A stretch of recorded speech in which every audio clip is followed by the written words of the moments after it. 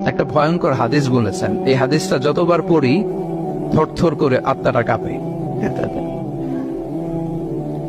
কিয়ামতের দিন আল্লাহ তাআলা অনেক শহীদকে বলবেন তুমি জাহান্নামে যাও।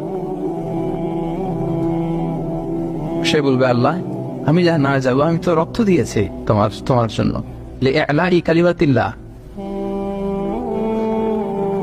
আমার দেহের তাজা রক্ত দিয়ে আমি শহীদ হয়েছি, জানাজা ছাড়া আমার দাফন হয়েছে, আমি তো জান্নাতে যাব। আল্লাহ বলবে না, তুমি শহীদ হয়েছ এই কারণে যে লোকজন তোমাকে বীর বলবে, বীর বাহাদুর।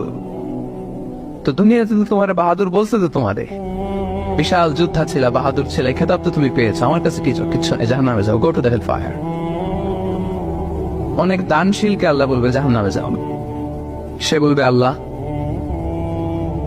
আমি জাহান্নামে যাব, আমি তো মসজিদ, মাদ্রাসা, এতিমখানা, বৃদ্ধাশ্রম এমন কিছু নাই যে বাকি রাখছি, শত শত মসজিদ আমি করেছি, আমি কেন জাহান্নামে যাব? আল্লাহ বলবে না, তুমি দান করেছিলে এই জন্য যে লোকজন তোমার দানশীল বলবে, দানবীর বলবে, আদেম তাই বলবে, ওটা তো তোমাকে বলা হয়েছে, জাহান্নামে যাও, আমার কাছে কি চাও, go to the hell fire.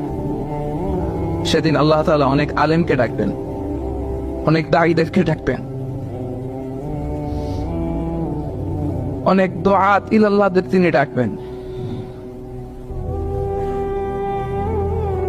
Because of Allah, you never know, but then we know, and then we know. সেদিন অনেক দুআত ইলাল্লাহদেরকে ডেকে আল্লাহ বলবেন যে তুমিও জাহান্নামে যাবে। সে বলবে আল্লাহ কেন? আমি মানুষকে কোরআন শিখিয়েছি, আমি মানুষকে হাদিস শিখিয়েছি, আমার কথা শুনে অনেকে নামাজ পড়েছে, আমার কথা শুনে অনেকে দাড়ি রেখেছে, আগে সুদ খেত, আমার কথা শুনে সুদ বন্ধ করেছে, আমার কথা শুনে তো আল্লাহ এরা নামাজি হয়ে গিয়েছে। দ্য এন্টায়ার সোসাইটি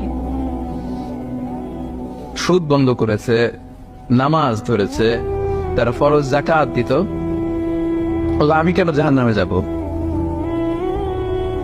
আল্লাহ বলবেন তুমি এই দাওয়াতি কাজ করেছো, লোকজন তোমাকে বড় আলেম বলবে, লোকজন তোমাকে বড় সেলিব্রিটি বলবে, লোকজন তোমার নামে তাকবীর দিবে, তোমাকে বড় আলেম বলবে, বড় দাঈ বলবে।